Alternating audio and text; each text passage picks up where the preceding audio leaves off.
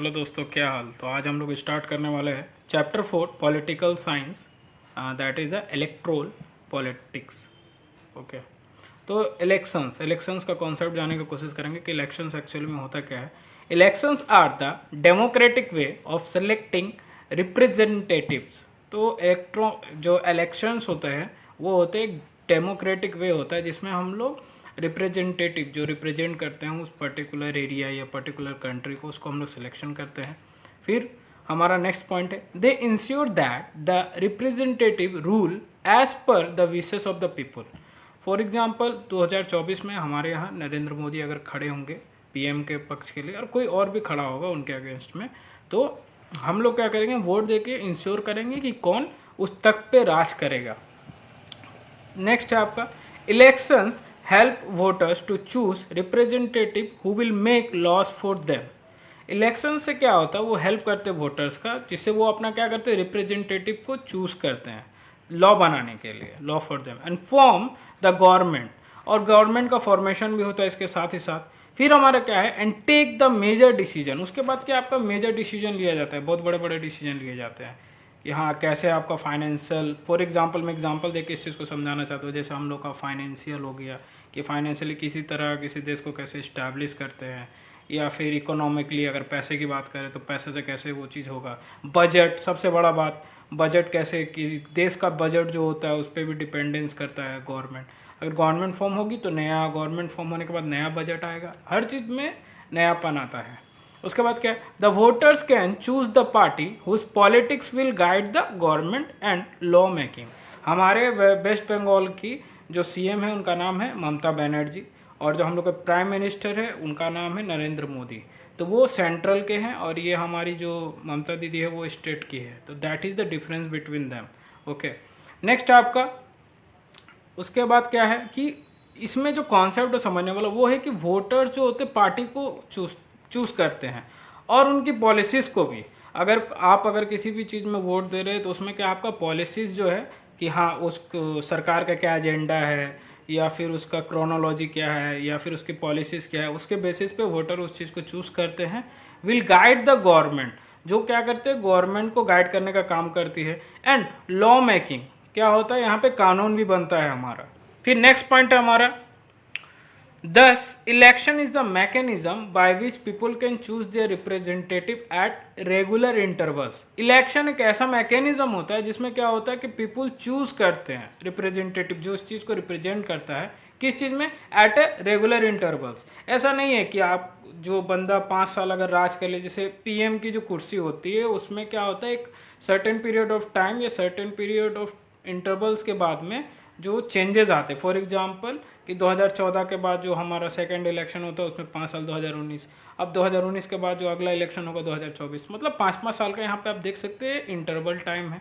तो इलेक्शंस इसके ऊपर डिपेंड भी करते हैं और इसका एक मैकेनिज्म होता है, ठीक है, जिससे ये चलता है कंटिन्यूसली। और सत्ता किसी एक पर्टिकुलर पीपल की नहीं होती और पर्टिकुलर देश की भी नहीं होती, वो एक्चुअल में एक मैकेनिज्म होता है जो हमेशा चलता रहता है। फिर क्या है, change them if they wish to, अब वो उसको चेंज भी कर सकते हैं अगर उनकी इच्छा हो तो। नेक्स्ट हमारा जो टॉपिक है वो है इलेक्शन डेमोक्रेटिक। जो इलेक्शन डेमोक्रेटिक होता है उसका कॉन्सेप्ट को हम लोग समझने की कोशिश करेंगे। Everyone should be able to choose, यहाँ पे क्या है कि सबको चूज करने का अधिकार है कि हाँ कौन आएगा कौन रहेगा। That is everyone should have one vote and every vote, एक ये जो है एवरीवन शुड हैव एक वोट, और उसके बाद सारे का वोट इसमें बहुत इंपॉर्टेंट होता है।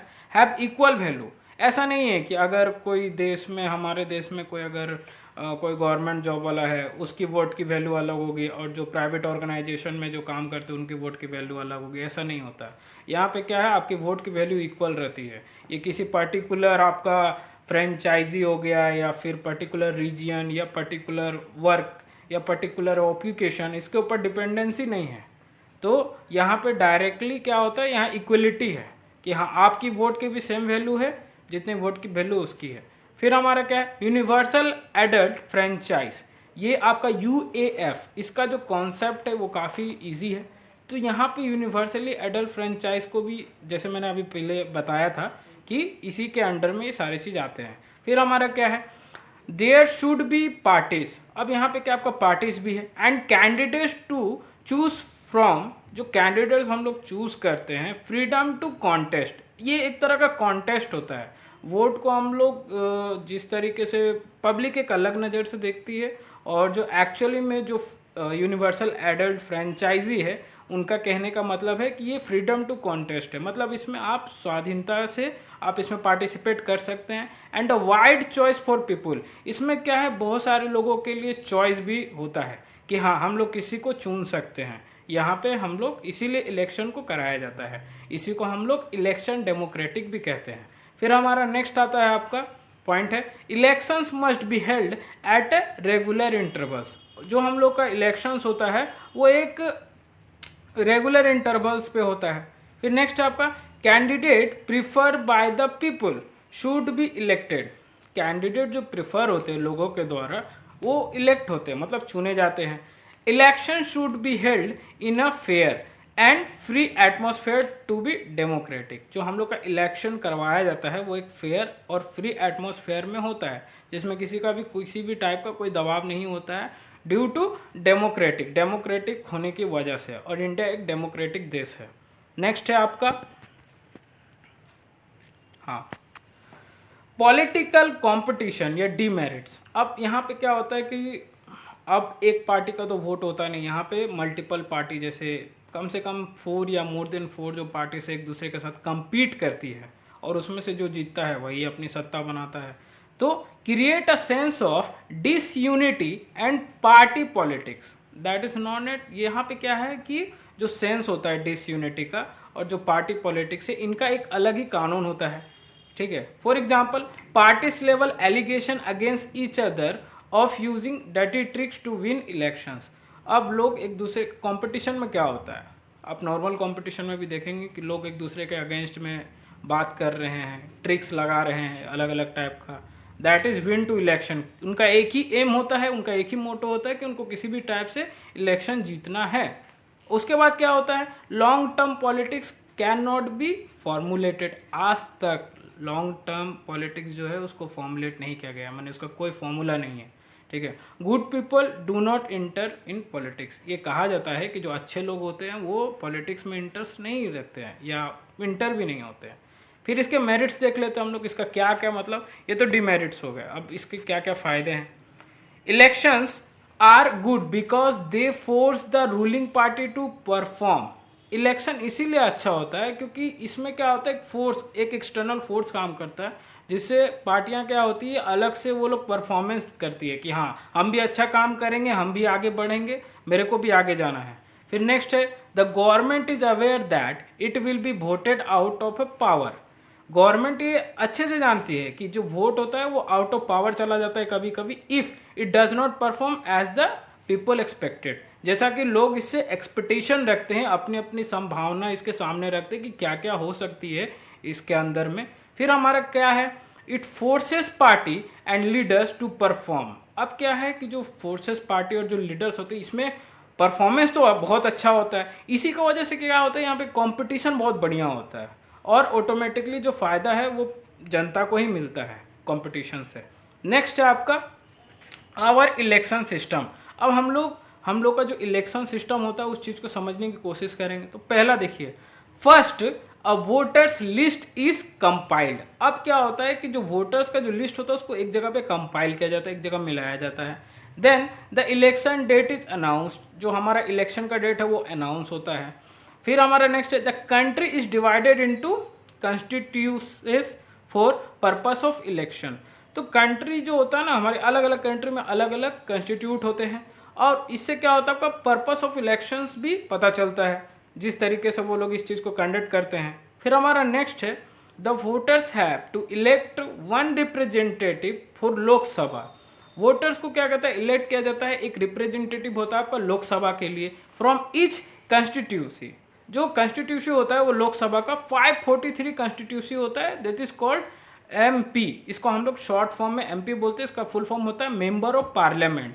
ओके, उसके बाद क्या है, the constituency are formed on the basis of population. जो हम लोग की संविधान जो होती है, इसका जो संविधान होता है वो फॉर्म्ड होता है पॉपुलेशन के बेसिस पे कि हाँ किस देश की पॉपुलेशन कितनी है। किसी देश की पॉपुलेशन कम है तो वहाँ की कॉन्स्टिट्यूशन अलग होगी, अगर किसी देश की पॉपुलेशन ज़्यादा है तो वहाँ की कॉन्स्टिट्यूशन कम या ज़्यादा जो भी उस हिसाब से है वो होती रहेगी। फिर हमारा क्या है, similarly each state is divided into constitution and a specific number of members called members of legislative assembly are elected। अब क्या है कि सारे चीज़ तो आपके एमपी या फिर एमएलए जो भी है वो तो नहीं चला सकते, तो उसमें क्या होता है कि हर एक स्टेट में एक डिवाइड होता है कॉन्स्टिट्यूशन का। और वो किस तरीके से डिवाइड होता है कि हमारा जो स्पेसिफिक नंबर होता है मेंबर्स का, that is called the members of legislative assembly are elected. Assembly के अंदर इन लोग को इलेक्ट कर लिया जाता है।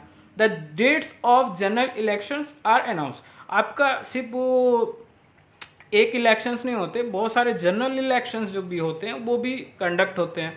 Each party declares it's manifesto and prepares a list of nomination. Her party क्या करती है, अपनी एक मैनिफेस्टो बनाती है और उसको डिक्लेयर करती है पब्लिक के सामने। उसके बाद क्या करती है, prepares a list of nomination. वो किस बंदे को खड़ा कर रही है या किस लोगों को उस जगह से खड़ा कर रही है उसका एक लिस्ट तैयार करती है। नेक्स्ट हम लोग देखेंगे, शायद ये ख़त्म हो गया हमारा चैप्टर। तो यहाँ पे हम लोगों ने 3 टॉपिक पढ़ा जो कि काफ़ी इंपॉर्टेंट आपके फाइनेंस के लिए और काफ़ी इजी था और ब्रीफ में पढ़ा, और उम्मीद करता हूँ कि आपको सब कुछ समझ में आ गया। Thank you so much guys. जय हिंद, जय भारत। इसके साथ I will be finish my video. Love you all.